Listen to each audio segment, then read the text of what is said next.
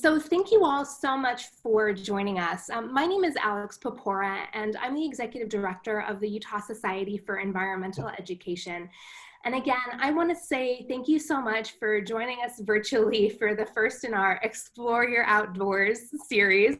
While I realize all of you are coming to us from the indoors of your home Yes, we or can. other hopefully comfortable place, I do want to say thank you, first of all, for staying indoors, for being flexible, and for joining us. And I hope that you really enjoy the talk that we have today with Claire Taylor, who will be sharing more about her artwork and how to connect with nature currently. I just wanted to share a little bit more about our organization before we get started with Claire.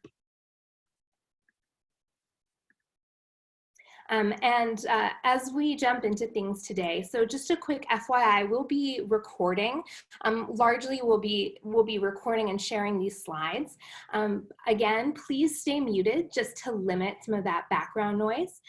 When it comes time to share questions, which will be towards the end of this presentation, we ask that you go ahead and please type them in the chat box. I'll repeat them so that everybody can hear what the question is. And it is okay to keep your camera off. I know since we're recording, you may not want to see your face in this afterwards, which is why we're relying on the presentation. So just a quick primer, if you haven't already engaged in about 100 Zoom meetings, which I'm sure many of you already have. So what is USEE? We've actually been around since 1981, and we're the state affiliate of the North American Association for Environmental Education. We're one of 56 affiliates across North America, and we work with environmental education providers and practitioners. What we do is we work to elevate the field of environmental education in Utah. We work with many local partners as well as regional and national partners. Some of the ways that we work to elevate the field, share best practices, network with individuals is through our annual conference. This year our conference is in November, so if you'd like more information, you're certainly welcome to sign up for our newsletter or follow us on social media. We also host an annual awards and recognition program recognizing individuals who have done really great work in the field of environmental education. Those include awards for Environmental Educator of the Year, Program of the Year, Volunteer of the Year, and as of 2018, we started a youth recognition program. There are so many young people in our community who are doing incredible things to forward the field of EE, and we really work our hardest to award individuals who are doing exemplary work. We also provide a fair amount of professional development, whether it's through national curriculums like Project Learning Tree or Project WET, or the Guidelines for Excellence from the North American Association for Environmental Ed. We really work to ensure that our field has the tools that they need to deliver quality environmental education across the state. And finally, we advocate for really great environmental education policy. Some of the things that we've advocated for in the past on a local level include things like the Utah Every Kid Outdoors initiative. And nationally, we advocate for things like the National Environmental Education Act, which provides funding for environmental education through the Office of the EPA. So those are our kind of four main programs and the way that we work to elevate our field. It's probably also worth mentioning, you may have seen a meme floating around the internet saying the outdoors isn't canceled. And we firmly agree that the outdoors are currently not canceled, but that comes with a big caveat right now. Certainly being cooped up indoors can be hard on a lot of folks, and going outside I think is really healthy for us right now mentally. But the rules have changed a little bit with how we go outside and participate in the great outdoors. I'd love to refer you to this graphic from the National Recreation and Parks Association about physical distancing on parks and public trails. So it's really important to remember that as you're outside, that social distancing is still really important. Many of our locations have closed their restrooms, so if you're going to be outside for an extended period of time, please remember to take care of yourself before you head outside. Do a great job sharing the trails, letting people know that you're out there so you can pass that 6 feet away. Please don't go outdoors if you feel sick currently. And I know with our current governor's proclamation around stay safe, stay home. What they are recommending to go outdoors, but again, please don't congregate at trailheads. If you're going for a jog, please go by yourself. Depending on where you live, lots of recreation equipment, the rules may have changed. So for example, playgrounds are closed, pickleball courts or tennis courts are closed. So pay attention to what's happening locally. So please go outside, but just be mindful that some of the rules right now are a little bit different for recreating in the outdoors. And then we also have a quick plug for the rest of our talks that are occurring this spring. Our April Explore Your Outdoors series with the Great Salt Lake Institute will also be held via Zoom. And then we'll have 2 other Explore Your Outdoors opportunities. May likely be held again via Zoom, but please stay tuned and stay in touch. I think these are going to be great activities nonetheless. And I do have to say thank you to our big partners, so the Tracy Avery Jordan River Nature Center, which was going to be our host. We're still really thankful that they did offer their site for us, and I encourage you to get out and go visit the Jordan River Parkway Trail. It's a great way to get out for a walk or a bike ride. And then finally, these events are being presented free to you from Salt Lake County Zoo Arts and Parks, and we're really thankful for their support. And then with further ado, I'm going to toss it over to Claire. Thanks, Alex. Is it like me big now on the screen? Okay, cool. Well, thank you for joining me for my talk. I've got some slides that I'm going to show you. I may switch between the slides and my face a little bit. Hopefully that's not too disorienting. But let's jump into it. I'm going to move over to the slides, and Alex and I talked about how to do this yesterday. Yeah, share your screen. Cool. Okay. Almost okay. Here, just a second. Okay. And scene. So, welcome to Synthesis Through Creative Process, a show with Claire Taylor and Alex Papora, from here, live in Salt Lake City, to you and your home in Salt Lake City, or Portland, or New York, or wherever you are. So the reason why I titled my talk this Synthesis Through Creative Process is that, like most humans, I sort of have these existential questions about life. I guess for the kids listening, I guess I just have questions about my existence, questions of why I'm alive in the world, questions of why I'm human. And I explore these questions through my creative work. And so I'm going to show you some of my work and my process, and then also give you guys some ideas of how you can be creative during this time of social isolating. So overview, what I do. I thought that was a slant rhyme, so I put that in there. Yay. So a bit about me. I have my background in printmaking and book arts. I used to work at the book arts program at the Marriott Library up on campus as a studio manager and an instructor there and lead printer for the Red Butte Press, their fine press. I got my undergrad in printmaking. And then I went to graduate school in environmental humanities, which sort of like combined my interests in artwork and science and writing. So I'm an artist, illustrator, and teacher. And I think I touched on the other things here, that I explore my sense of existence through my art. And my artwork is inspired by natural phenomena that I encounter. What I hope you guys get from this talk is inspiration to create artwork about your overarching questions and thoughts, and to see that inspiration can be found all around you, even within your homes, even those living with you. Maybe make sure they're okay with it if they have the cognition to know whether or not they're having artwork made by them or about them. And also for you to release judgment for your own creative output, to be able to just let your creativity flow and then edit later. I inserted this section into my talk due to the current situation. I wasn't actually going to talk about some earlier work when we originally planned to do this. in live person. But I want to share some earlier work with you guys that took inspiration closer to home versus inspiration in the wide outdoors. So I'm going to switch back to me.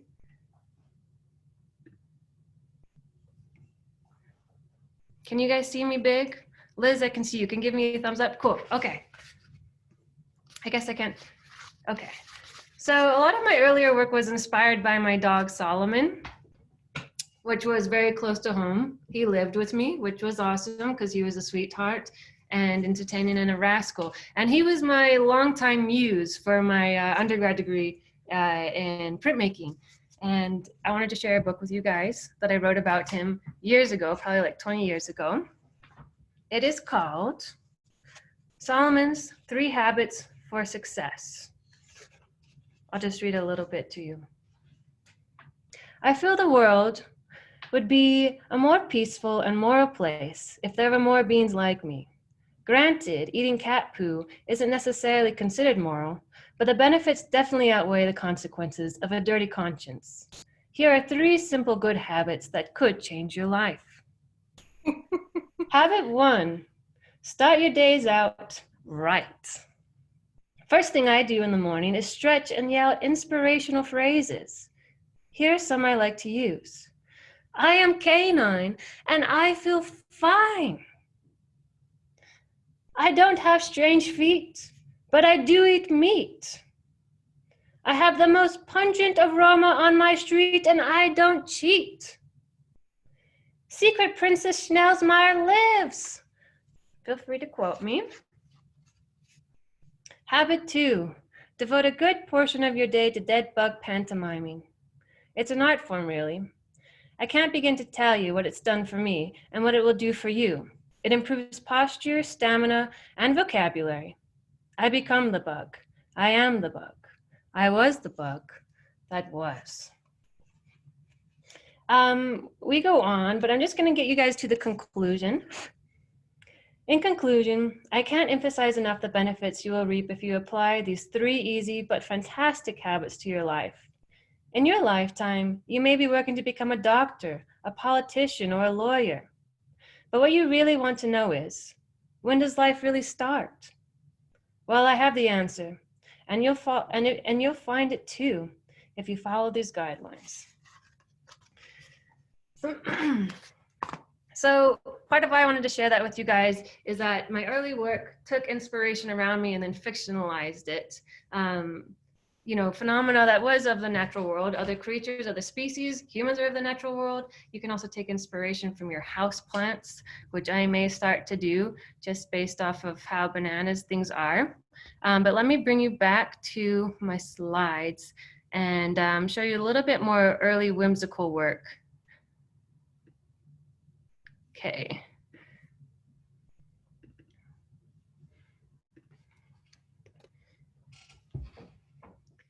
So my current work takes inspiration from animals that I have met personally, but my earlier work took inspiration from animals that I might find in children's scientific textbooks or picture books that you might find in the children's science section of the library that just had a lot of photographs of animals. And I would just find animals that I found interesting and put them into sort of like illustrative narratives.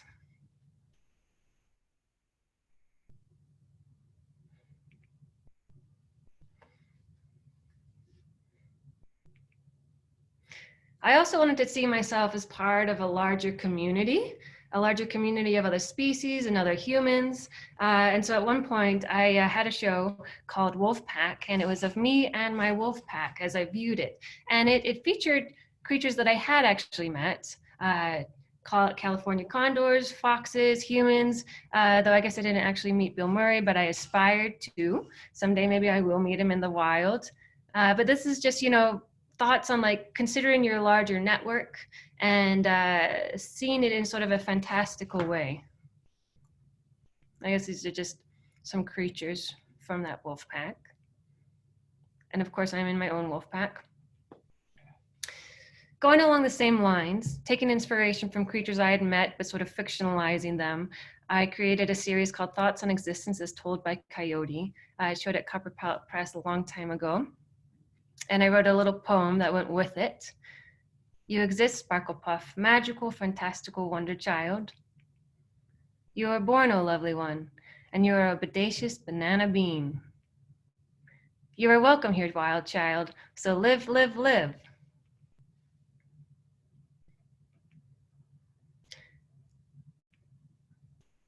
And these are images from that series. This piece, I think, is in the Salt Lake County Art Collection, so you can go see it in person once we were actually allowed to go to buildings in the county building. Again, another piece taking inspiration from creatures I had met, but trying to consider questions I had. This was questions I had about food and what kind of food I should eat, being vegetarian or being an omnivore, and whether or not other creatures have these kind of sort of existential questions, though of course they don't have the same issues that we might have with farming and shortages, etc. But more fantastical work about creatures I had met, but I was also largely working from photographs that I could find in scientific books. And again, expressing a desire to be connected to other forms of life and wanted to understand other forms of life. So as I was saying, I worked at the book arts program and I was largely doing artwork about animals. But I was very interested in my connections to other animals, why I was born a human, why other creatures are born something else. And so I decided perhaps I should go back to school and become a zoologist or a wildlife biologist. And so I entered a second undergrad program in biology, thinking that that's what I would do. I took biology and chemistry courses. And what I found is that I wanted to make artwork about the topics in my scientific classes, but I was still working at the book arts program full time. And so I lacked the time to make artwork unless I wanted to sacrifice sleep, but never sacrifice sleep. So instead I found a graduate program that could combine my interests, environmental humanities, and I entered that. And a lot of the work that I'm going to show you now was work that I made while in that program or following the program, but sort of influenced by the topics that we discussed in that program. I started taking inspiration from the places I would frequent, especially the Salt Lake City Cemetery, and thinking about how the creatures in the cemetery interacted with the space, and also what they might think of me, or at least what our overarching connections might be. So this is called the Magpies Pink Cemetery Map. If you've ever been to the cemetery, it is full of magpies, though I guess we're starting to get a little bit more invasive species. It's those birds, I can't remember the name of them, the ones that make the formations in the sky. And this depicts a fox that lives in the Salt Lake City Cemetery. While working on these pieces, I wrote an essay called The Inhabitants of the Salt Lake City Cemetery. And in the middle of writing the essay, I saw people talking about a fox that lived in the cemetery. And I really wanted to see the fox. And before I finished the book, I did. Again, with wanting to see a connection between humans, animals, and spaces had now entered this idea. And so I made another pack of cards called Those of Affection, Volume 3. I volumized it because I couldn't enter everybody that I have affection for, and I didn't want them to feel left out, but have the idea that perhaps they would be in a future volume. So watch for yourself someday in Volume 4. But it features creatures that I also met at the Salt Lake City Cemetery and spaces around it and people in my life. Excuse me. A series where I really started to analyze my overarching questions of my connections to other species and why we're here on the same planet as different species in more of like a existential sense versus like a actual evolutionary sense. I started to explore in this series called All of Us Beasts. When I was in graduate school, I received a grant to make artwork about the wildlife of Red Butte Creek. And I got access to the research natural area, and I studied both the wildlife in the research natural area that is restricted to how much human access they give, and also the urban portion of the creek. And I saw fantastic creatures in both spaces, and I tried to, be respectful in all sense. But then while doing this, I also gave myself an overarching question or assignment to analyze what came up for me, what showed up during any meeting I had with an animal. I mean, what I would have really preferred is to know what they thought of me, but I couldn't necessarily do that. I could just be with what senses I had during that meeting. And I met a lot of really cool creatures, and I analyzed a lot of questions I had. I tried to challenge my biases that I had for some creatures, like, for example, why I view some creatures cute, why I view some creatures scary.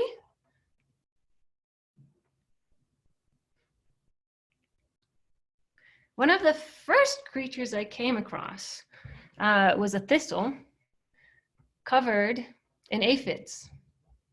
And this was on the urban portion of the creek. I found it early on, and this was early on in my grant work, and I was stressing, well, I really got to find some, some charismatic fauna. And I just found this thistle covered in aphids. And so I took some photographs, and then I left it behind. And then I didn't see anything else, and I came back to it, and I realized I had missed the star of the show, that this is where the action was really happening, that there are all these aphids there, and then all these other creatures that had come to hunt the aphids.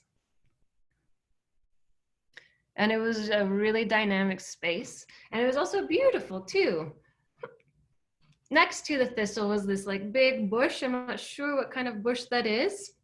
It was this sort of musky turquoise color, and it kind of looks like it's giving the thistle this big bear hug right there. And it's right above the creek. And so it almost, I thought that plant also mimicked the shape of the water. And so I put it right next to the thistle, sort of offering support while the thistle is dealing with all of these aphids. Obviously, that's an anthropomorphized view of these two plants, but I couldn't interview the plant, or perhaps I did, but I didn't. Perhaps I could have interviewed the plant, but I didn't try. I wasn't so enlightened yet. I also met some, what would be traditionally seen as charismatic megafauna, such as elk. Going up there one evening in September, I was probably the only person up there, as I usually was when I went up there, and I didn't know what an elk beagle was, but I heard a sound that terrified me. It sounded like a mixture of Godzilla and a didgeridoo and a screaming child, and I thought it was a monster, but I continued going because I wanted to know what it was. And I had assigned myself to sort of investigate my thoughts and feelings about encounters with wildlife. Not that I would ever put myself in danger. I mean, I was also intelligent. If I came across a rattlesnake, I wasn't about to pet it or anything like that, or any other creature. Anyways, eventually I saw that it was an elk, and nobody died, and the elk hopefully got a mate with the female elk that it was calling to on the hillside above.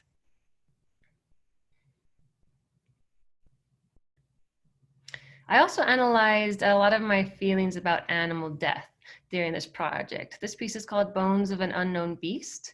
Prior to this, I used to avoid picking up any bones of an animal that I came across out of a sense of respect. But I don't know if that respect was well placed or not. It was just my own thoughts.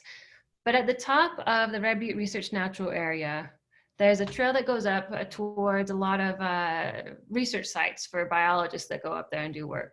And there was a giant bone set on top of a rock. And then I entered that path, and I found all these bones on this sort of pump track. And I arranged them, and arranging them felt as though I was dealing with my issues, my fears of animal death. And I was able to shift them to see, animal death is sort of the cycle of life, that it was a process of decay and making it so that other animals or other plants can live. And this entered other pieces of my work. This is sort of represents a cycle of existence and life and becoming new things, your molecules becoming plants or rocks or dirt.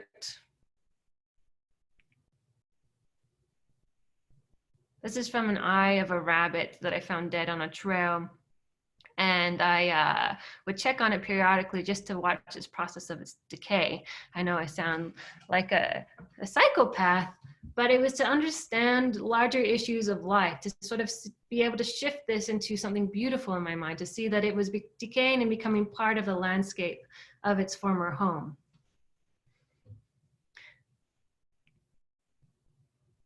I also challenged my fears of snakes in this process.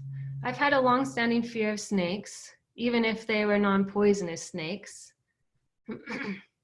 And so I tried to analyze why I might feel that. So the first couple of snakes I met, I still felt very afraid of them. Until one day I came across a snake on the trail or on the road of Red Butte.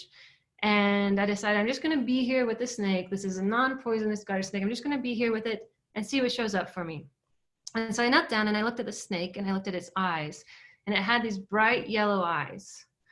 Bright yellow eyes that looked so much like my cat's eyes, my cat Hazel. And seeing this familiarity in the snake shifted how I felt about it. And I felt a sense of affection for the snake because I associated it with a creature that I already had a sense of affection for. And I kind of felt this warm feeling and drifted into it. I felt a sense of connection surrounding me that I had, really challenged a fear, and it shifted something for me. I said to the snake, "Your eyes are like Hazel's." Probably said a few more words to it that I don't recall. And then while being there with the snake, I all of a sudden heard and felt heartbeats from the surroundings. They weren't coming from me, and they certainly weren't coming from the snake. And it was inexplicable. I had no idea where they were coming from, and it frightened me. So I left. And then I missed the snake. I missed what I felt in his presence, so I went back, and the snake was, of course, gone. The snake was probably terrified of me because I'm like 1,000 times its size. But the snake didn't need to feel the same thing that I needed to feel. That this was a process for me to be able to see a creature in my ecosystem, to see it differently, and to see it serving a purpose, and to see it sort of part of the love of the planet. And so I made a book, an artist book, about my experience with snakes. And I used that same painting to create this book. The cover, you've got the snake head popping up. And inside, throughout the book, there's little rocks that you can lift up to read the section headings. For this project, the All of Us Bees project, it became part of my master's project, for which I wrote a book of creative nonfiction. And this artist book is the first chapter from that.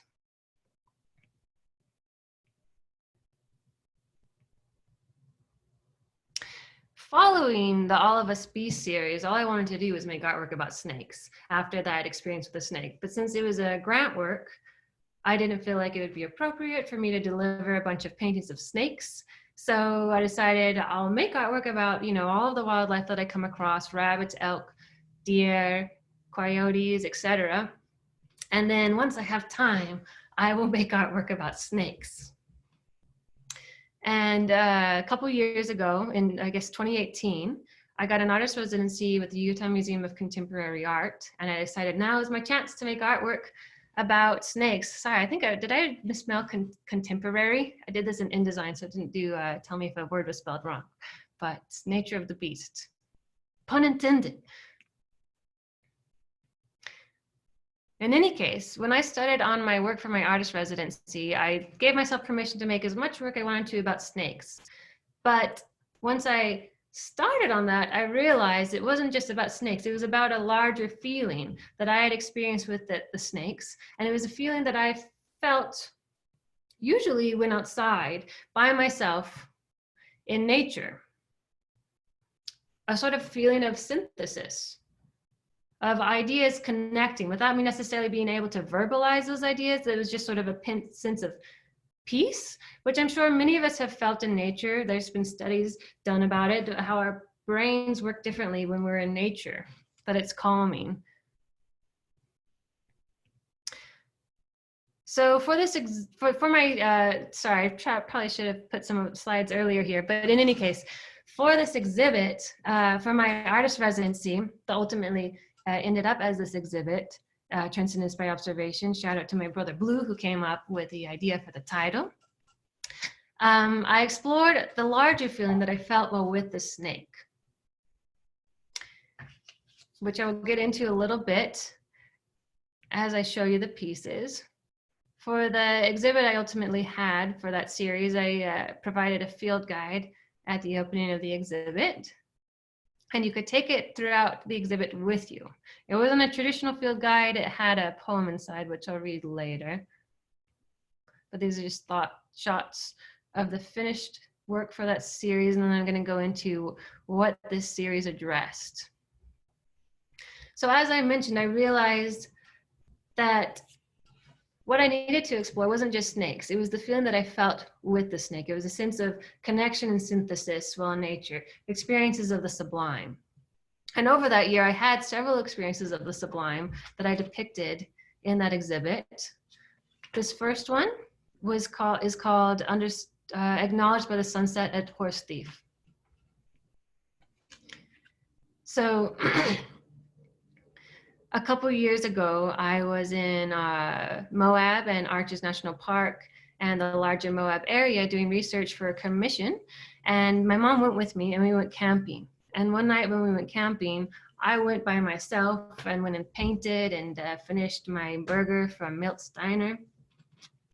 And then sunset happened, and it was the most magical sunset of my entire life. On one side of the sky, there was a rainbow and Virga. On the other side of the sky, the sun was setting and the sky was on fire. The shot does not do justice. And of course, it altered throughout the evening. And there was one campsite that I found. I walked to and found this campsite where no one was. There was hardly anybody in the campground, actually, because it was the middle of July and it was blazing hot, and also probably a weekday.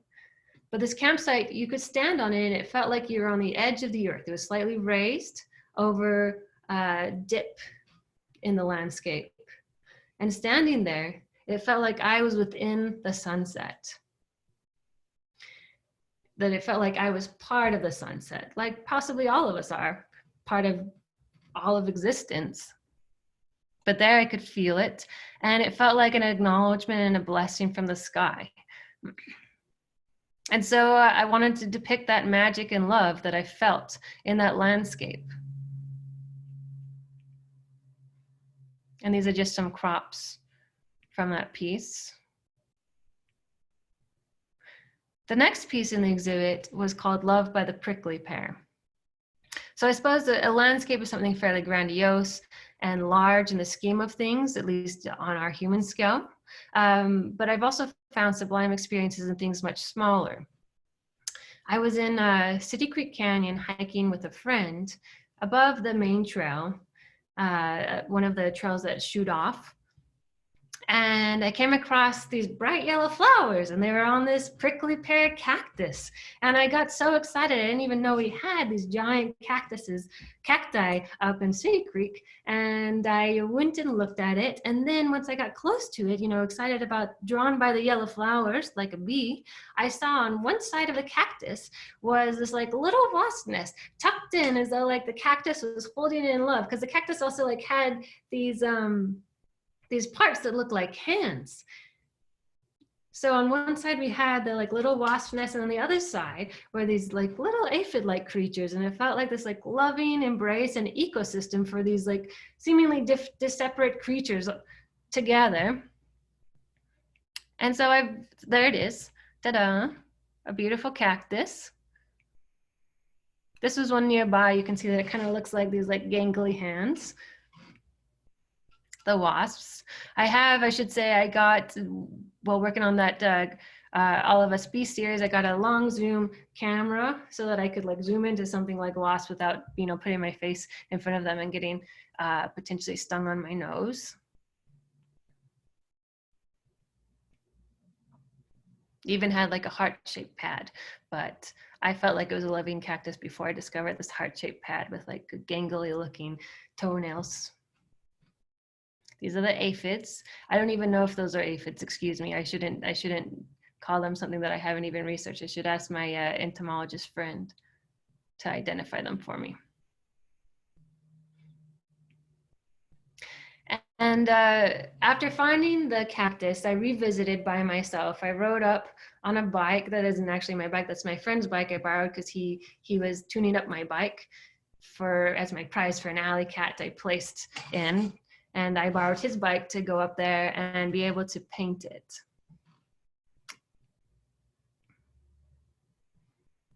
So I just set up a spot on the ground. Eventually, the flowers fell off and became prickly pear fruit, which I ate. And then I got these little stickers. I looked them up. It's called glycids. I got them all over me, which was a mistake. I should have researched how to eat prickly pears, but it was worth it. It was a magical experience, and they were really delicious. I've since learned that you can either burn off the glycals, or you can like rub them off on a rock and eat it without getting prickles on your lips and your fingers. And so I depicted the prickly pears there as though they were each little universes unto themselves. And the flowers as though they're fire letting them off. And then at the very corner, I put snails that I've seen on my way to Dry Creek Canyon.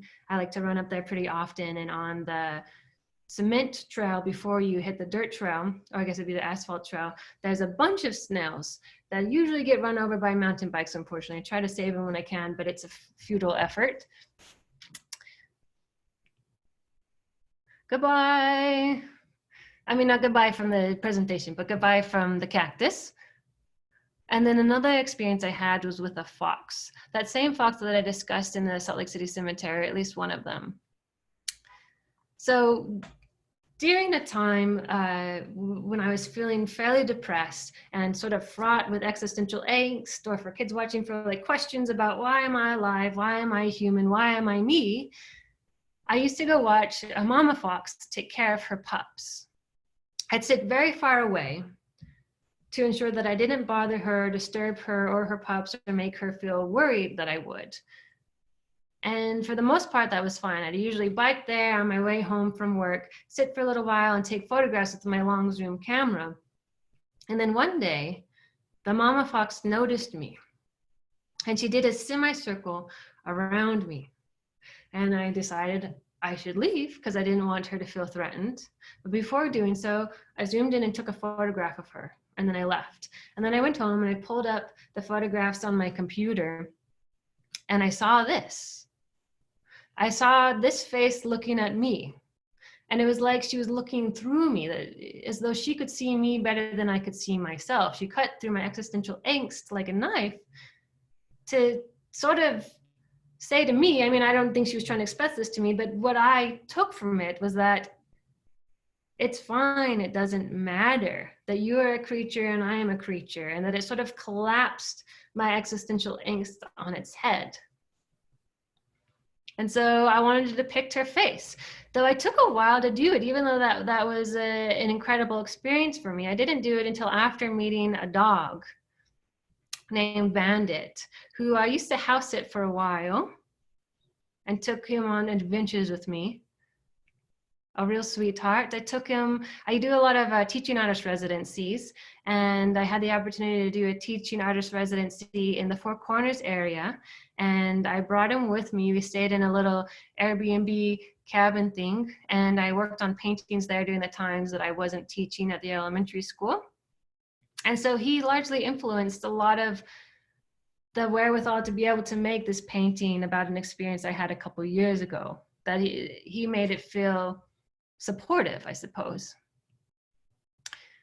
I guess this is a picture from during that artist residency. I taught the kids habitat books, and in the special ed class, this boy was obsessed with SpongeBob SquarePants, so he made a habitat for SpongeBob SquarePants, despite my asking them to make a book about local wildlife. So he was awesome. Thank you, Carlos. He would also sign everything copyright 2001.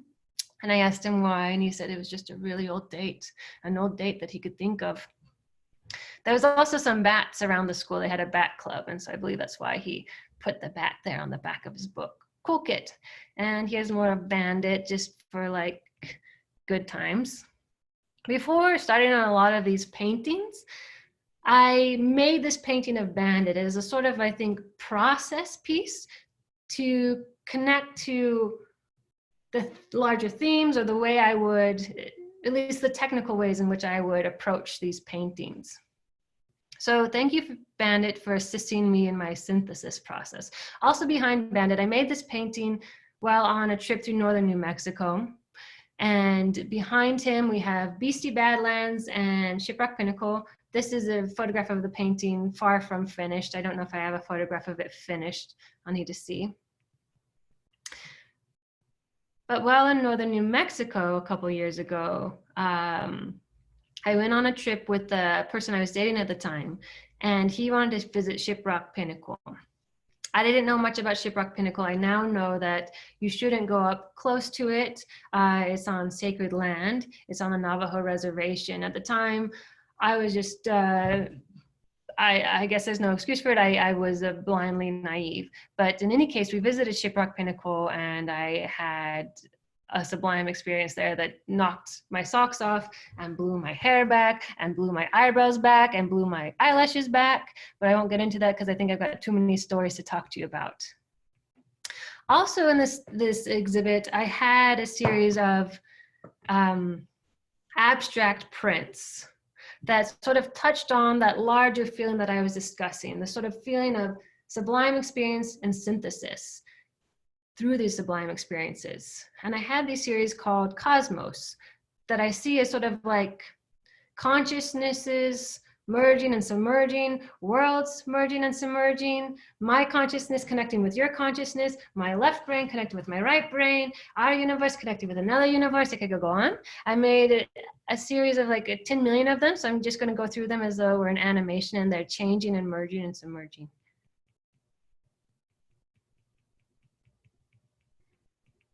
There, do you guys feel synthesized? I also use them for the cover of my mom's memoir, Mother Tree and Fire Child, in part because she probably influenced some of this work. During a time when I was feeling pretty depressed and I'm feeling a lot of existential angst, why am I alive? Why do I exist? What am I doing here? She said to me, can't you feel all of creation's love for you? Can't you feel the trees' love for you? And I like paused and I thought about it for a second. And I was like, nope, I cannot feel it. Nothing has changed.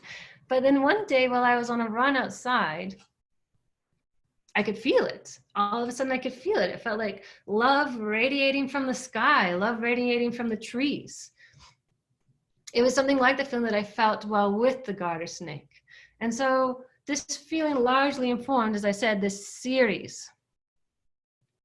But I did actually put in snakes, and I tried to incorporate that feeling with the snake series.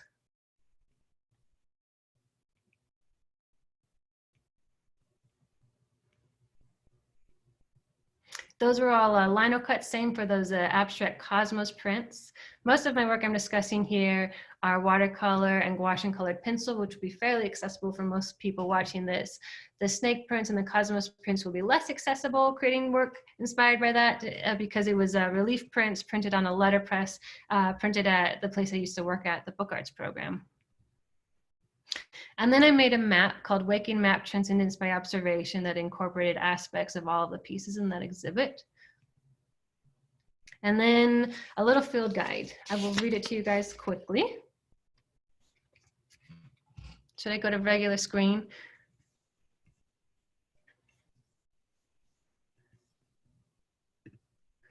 Okay. I don't know if you guys can see me. I'll read the book.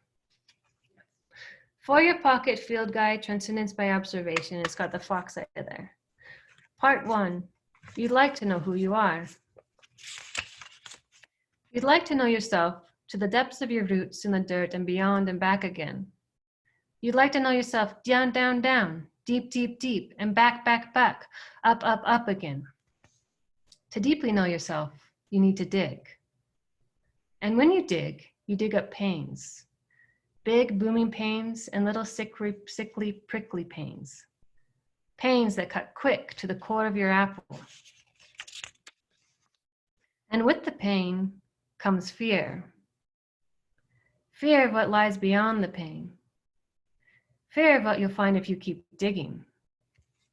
Sometimes, as you dig, the pains are so severe you feel almost blinded. Almost. It feels like you might be at the end of your game. But when you lift your head and peek between the blinds to the outside, to what is, you can see that it is almost. not quite, only almost. You could end here at almost, but you continue. And by continue, you are with it.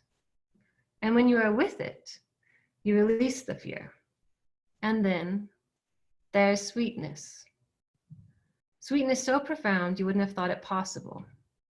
Sweet like dark, dark, unsweetened baking chocolate. Sweet like a deep, deep beat. Sweet like the dirt on your feet. Sweetness that is clear sight. Part 2, you see a face. The face acknowledges you. The face understands you. The face is a being. The face is a landscape. The face is a skyscape. The face is the earth. The face is the moon. The face is the sun. The face is you. You are here with what is. And what is love. And then you end with the fox eyes. We'll go back to the slides. I may skip through some because I believe I'm sort of starting to hit my time limit. I definitely want to get to the part where I talk about ideas for everyone at home. Got a Ricola there for scale. I may go through the commissions as collaborative work quickly. Maybe just give shout outs to some of the organizations that have supported me, like the Salt Lake City Library and the Natural History Museum of Utah. They asked me to create illustrations. This was designed by Andrew Shaw. He coordinated and asked me to create illustrations of landscapes of Salt Lake City. And the intention of this was to encourage citizens to go out and engage with the landscapes that we have here in Salt Lake, like Liberty Park, the Jordan River Parkway, City Creek, the Bonneville Shoreline, Hidden Hollow, and the Salt Lake City Cemetery. And so I did illustrations of all 6 of those places. And within the book, within the field guide, are poems curated by Catherine Coles and prompts for you to write each of these types of poems. And most of these, actually all of them, were created in plein air. I may have just finished them inside. But one of the things I want to share with you guys is ways that you can do this yourselves. And these are the completed paintings. This was the commission I was working on when I had that transcendent sunset. I went to Arches National Park in the Moab area to research work celebrating the 50th anniversary of Edward Abbey's Desert Solitaire. My mom went with me. As you can see, we look exactly the same. Maybe just have different approaches to dressing for camping. But these are the finished pieces from that series.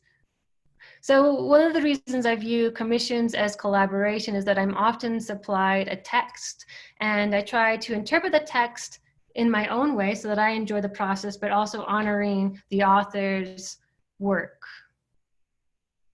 which is possibly a great way to start if you're feeling uninspired and don't know where to begin, is to find a text that inspires you and then see how you can apply your own experience to that text.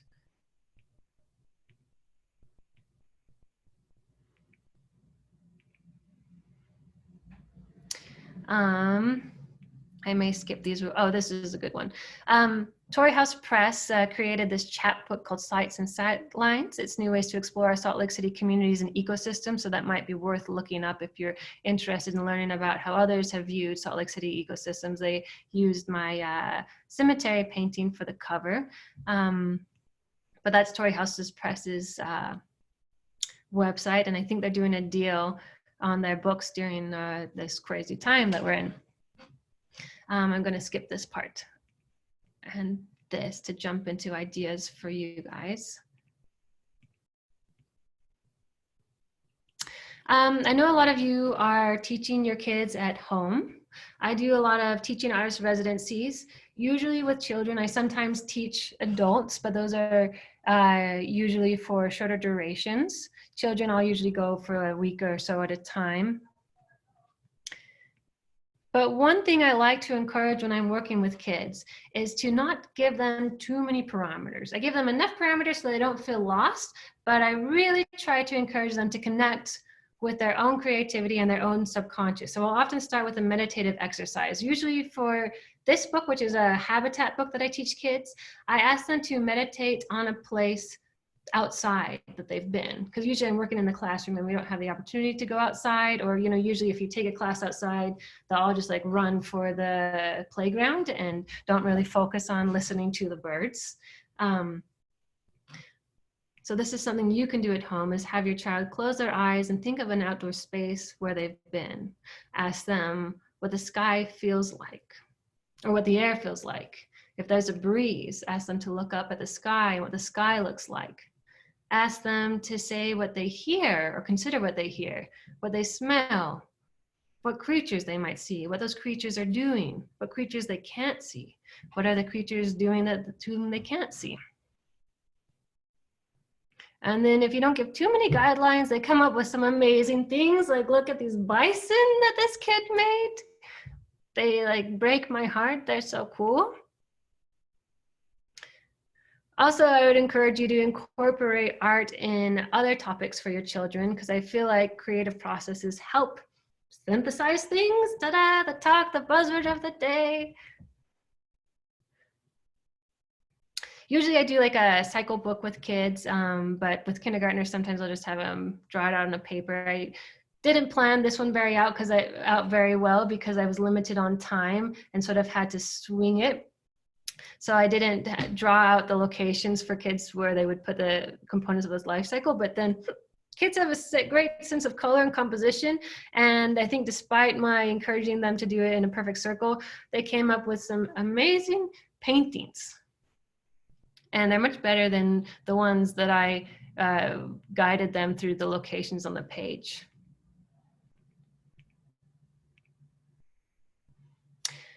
For the older kids, I'll usually do the energy cycle in an ecosystem. So again, just encouraging you to, if you can, come up with creative ways to discuss scientific material or other material your young kids might be doing. It helps them engage a bit more, and I feel like they learn more, they retain it a little bit more too. But I also know that everybody's also tight on time, so no pressure. This is at a Chinese immersion school, so a lot of the work had Chinese on it. So thanks for that. Habitat for a Dragon. I'm going to talk to you guys about the stuff that I've been doing lately, and I think that it'll be a little bit more applicable to stuff you could maybe be doing at home during this time. If you have any creative energy or want to try to tap into your creative energy that you sort of died away with everything that's going on in the world. Right now, I'm an artist in residence with the Natural History Museum of Utah. It's in association with their special exhibit, Nature All Around Us. And the Nature All Around Us exhibit looks at nature here in Salt Lake City. It looks at urban ecology, and it encourages the viewer to pay attention to the nature all around them, the nature in their backyards, the nature in their parks, the nature within the city. So for the artist residency, I've been painting in the canyon room of the museum. I should say the museum is now closed through May 8th, but the artist residency, if they do open it up again after May 8th, will continue. And it's me and 4 other artists, and we switch off days. So any day you go, once they are open, you'll encounter some artists that are working on their art inspired by the exhibit Nature All Around Us. For my artwork, I'm doing painting of animals I've met in Salt Lake City and putting them in sort of like a mind map, not necessarily a literal geographic map, but sort of how I think of my individual encounters with them. And then while there, I've got a space for participants to paint themselves. This is the painting as is. I started this without planning it out completely or planning it out whatsoever, other than just bringing source material of photographs I had taken of wildlife. And doing it, I would just I would paint or draw an animal and then add to it and then respond to what I had added and then respond to my addition, rather than planning the entire thing out. And I think during times right now where we're sort of dealing with a larger existential crisis of the entire planet, not creating too many parameters for yourself when you're making art or being too hard on yourself, I think is one of the best ways to go, at least for me. where you just let it flow and try to suspend judgment while you're doing it and responding to what you put on the page. These are some close-ups of it.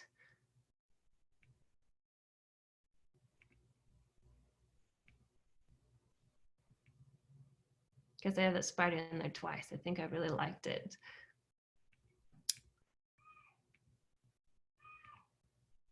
Also, like I was saying, I've got a table there for participants to do their own artwork. We've had a lot of spiders, beautiful flowers, a happy pink spider with a bow. This whole family made happy spiders. One of the things about creating artwork about animals that you might otherwise dislike helps you to view the animal in a new way, possibly attain affection for a creature that you might not otherwise appreciate and realize what there is to appreciate possibly about a spider. Some alligators.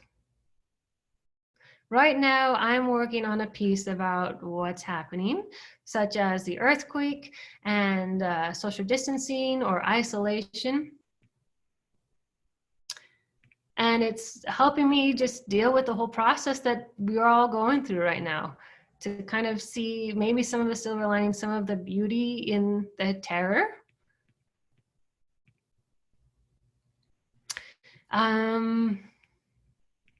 These are some things I'm going to do down the road, but I think I'll just touch briefly on these to get to the ideas that I have for you guys. I suppose a personal plug, the next exhibits I have will be part of a group exhibit put out by the Holophite Collective, which I belong to, that'll be at Finch Lane in August 2020.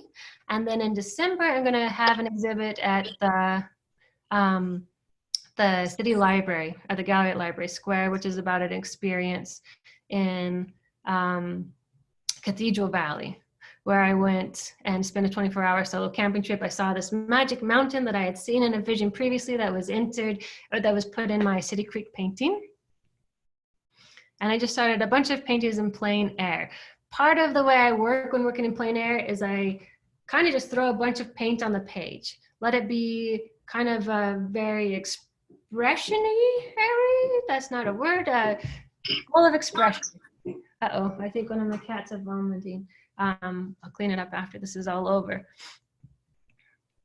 And then later I'll go back in and finish these paintings, and that's when I can edit my marks, add to it. Okay, here we are. So part of my showing you guys my work, other than like I assume that part of this talk was for me to share my work, is to also create examples or ideas of the ways you can create during this bananas times in the world. One of the things that I try to do now while I'm creating work is that I try to release judgment. I try to not hold anything that I'm creating as too precious, because then I get afraid to make marks on it. And then the painting usually ends up being kind of boring or looking unfinished because I'm too afraid that I might ruin something I might already put down there. Or sometimes I'm working on a painting and I really dislike it, and I'm judging myself. I'm judging my technical skills. I'm judging myself as a person, that I'm not creating this beautiful painting immediately. I've learned that that is just part of the process, and to just do my best to release judgment and embrace the process. And to like sort of just let it flow, see what your subconscious has to say. Just put some color on paper or whatever media you like to use. Explore your questions that you have about existence or your environment around you. And by your environment around you, I would like to extend this to your homes, the plants in your homes, the creatures that you live with, your neighborhoods, because I know we can't explore too far right now, but there's a myriad of opportunities to be surprised just in our own neighborhoods, or even in the creatures that we live with, which is part of why I shared you work inspired by my old dog Solomon. Don't worry too much about getting, the exact right art supplies. Maybe play around with what you have. And also don't worry too much if you have technical skill or not. I was trained in printmaking, but most of the work I do is in media that I was not trained in. I work a lot in watercolor and gouache and colored pencil, but my training in that is like super, super limited. But there's so many resources out there, and YouTube videos, or just playing around and seeing what happens. So don't be afraid to experiment. I think I already talked about investigating your backyard or the creatures that live around you, spiders in your home. Also, one thing I like to do, you know, especially maybe during the winter when I can't explore as much because I get cold too easily, is I revisit places that were significant to me through the photographs that I have taken. And then I can create artwork about it. For example, I created artwork about that fox years later after having that experience with the fox. So perhaps go through your photo albums and see if something stands out to you that you want to create work about, and then sort of be able to be mentally there at that beautiful space where you had possibly a wonderful experiment. And again, you know, just let it flow, and then you can edit the painting later. I also do a lot of plein air painting that isn't, you know, always like that technically great, but it just sort of helps me feel comfortable and at peace. So go to your parks possibly, or go to your backyard and paint. I'm going to show you guys these little, I have these little tins of paints here with me to kind of give you an idea, or even paint in the car. That's sometimes I like to do on road trips. That's the start of that bandit painting. In the future, one way to encourage us to create is sometimes just having painting dates or creation dates with our friends.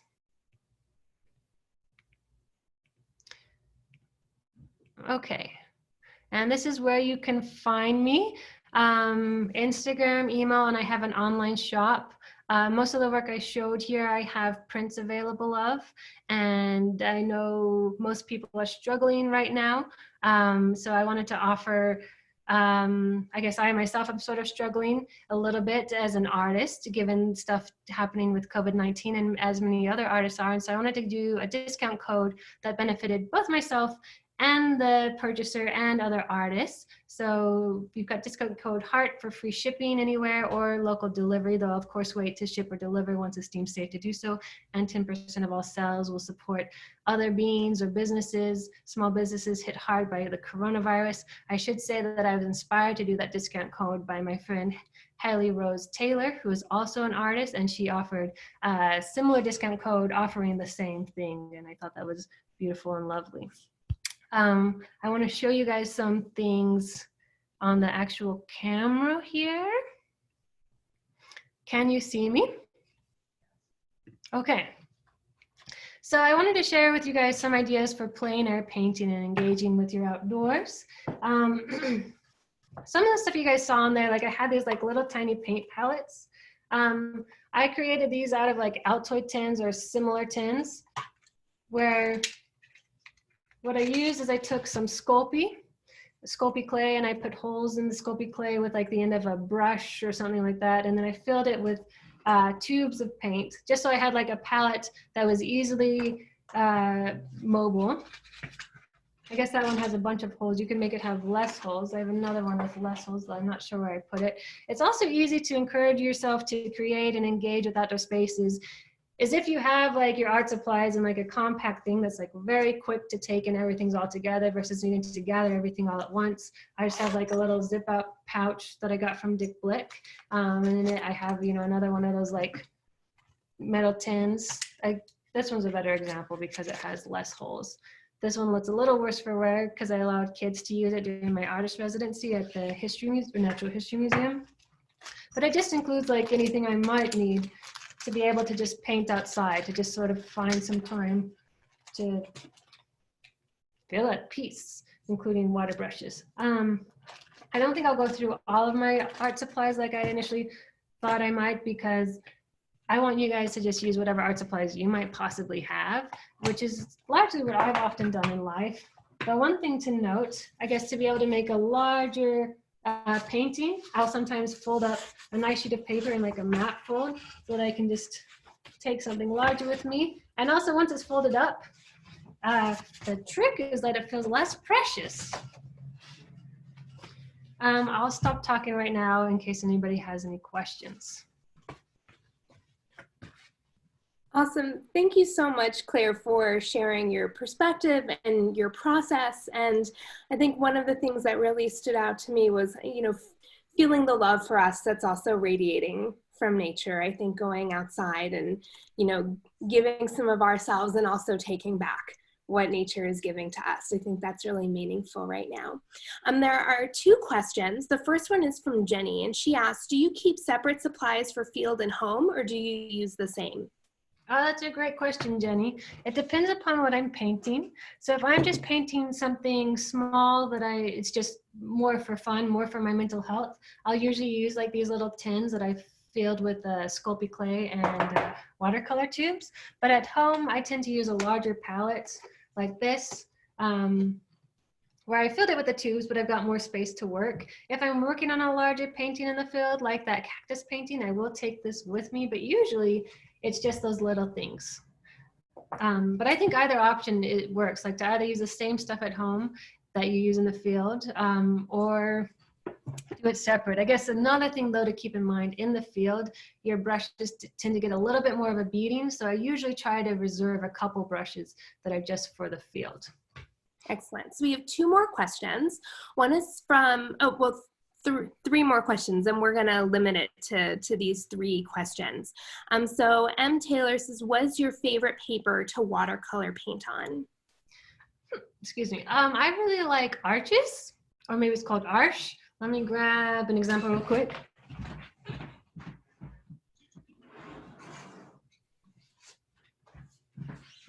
So Arch makes these watercolor blocks. They're like in cold press, which is a textured paper, or hot press, which is smooth, or rough, which is obviously much more rough. You open it up and you've got like space to paint, and then it's got several sheets of paper that are glued together on the side. To take them apart, I'll use a palette knife. But this is super handy to take out in the field because it's got a cover on it and it comes in like several sizes. This is like a mid-size, but it comes smaller or larger. And I also like it at home. Arch also makes larger paper that can come on a roll, which I use that too. I guess I've got a giant roll back here. And I'll use a larger roll for larger paintings, obviously, but I really like Arch. They're a good brand. Dick Blick also has similar watercolor blocks that are a little bit more affordable and also really great. So speaking of painting large, this next question is from Emily, and she said, can you speak to your process about working larger and pushing through the fear of making big, bold marks? Oh, that's a great question. I mean, I guess usually it's good to first start small so that you start to feel comfortable, but I assume that Emily's like already started small and ready to try larger stuff. One thing I like to do is to first start like a smaller painting. Usually when we're doing paintings, we do tiny thumbnails, and I'll do that. And then once I kind of get a thumbnail that I'm happy with, I'll still make like, if I'm gonna do something really big, I'll do like maybe a 8x10 version of it to make sure I feel comfortable with the direction I'm going before I commit to a really big painting. So I guess test it out on something small first. And then also, once you've done that, try your best to release judgment. And either you can map it out, which I sometimes do, like I did for the shipwreck painting, or the, what was it, sunset painting. I'll map it out, where you can just do a grid on a smaller painting and then put that same grid on your larger painting, or just, you know, don't plan it out, kind of like I did for the Natural History Museum painting, where I decided I'm just going to see where my mind takes me, and I put down, you know, something, and then I respond to that and put down something else and realize maybe it's not looking exciting right now, but have faith that down the road it'll look good. Nice. So we have 2 more questions, and for folks who maybe need to scurry off to something else, you're welcome to head out, and we appreciate you being here. But we have I have the time booked through 11:30. So are you okay with 2 more questions? Perfect. So another one from M. Taylor. Any plans to paint or draw urban wildlife in New York City? So I know you're based here, but I think you travel a little bit. Maybe so, yeah. I mean, I guess I visited upstate New York a bunch because that's where my boyfriend lives right now. And they have a lot of cool mushrooms up there. And I wanted to make artwork about the mushrooms up there. So possibly, M. Taylor, possibly. Excellent. And here's a question from Adam. Some of your art responds to written texts. What's the difference between making a drawing based on a written text that you made versus one made by someone else? Oh, that's a really good question. Usually for me, when I write text, the painting comes first, and my text is informed by both my experiences and then the synthesis that I've had through painting. But if I'm making artwork about somebody else's text, it's more of a collaboration where I'm bringing their experience, their written experience, and my experience, and trying to like mesh them together and make them gel. Does that make Oh, that's wonderful.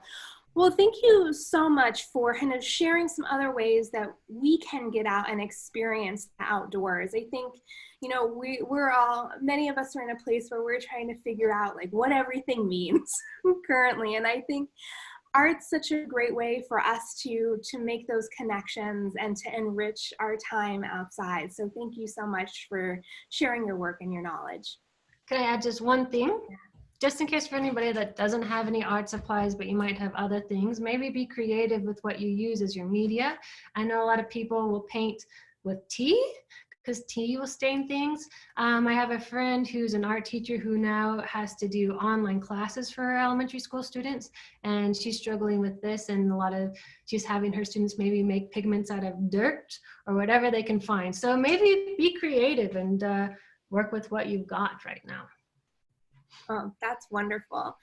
So again, thank you so much for your time today, Claire. Thank you all so much for coming and participating with us virtually. I hope this gives you some ideas for how you can engage and connect with the wonderful outdoors, even the places that are close to us. Make friends with your nearest houseplant and create something really exciting.